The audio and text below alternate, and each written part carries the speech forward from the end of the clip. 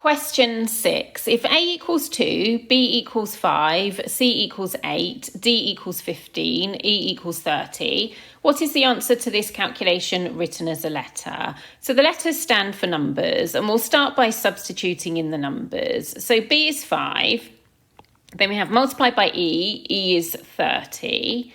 Then we have divided by A is 2, and then we have divided by D, and D is 15. Now, when you just have multiplication and division, you can just work from left to right. So we're going to start with the 5 multiplied by 30.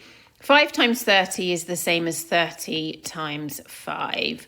So 5 times 0 is 0, 5 times 3 is 15.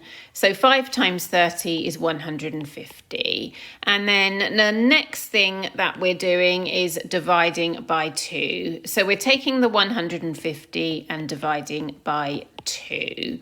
So how many 2's are in 150? So 2 into 1 doesn't go, so we carry the 1 over. 2 into 15 goes 7 times, remainder 1. And then 2 into 10 goes 5 times. So 150 divided by 2 is 75.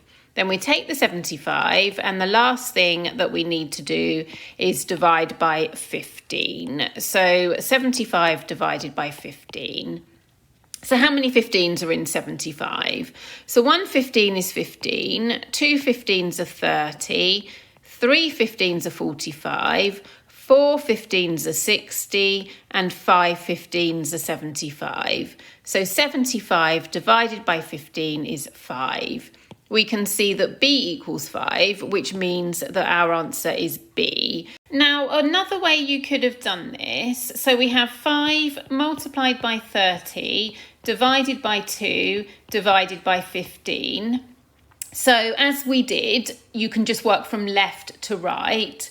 And in some ways, this helps you keep track of exactly where you are and what you've done.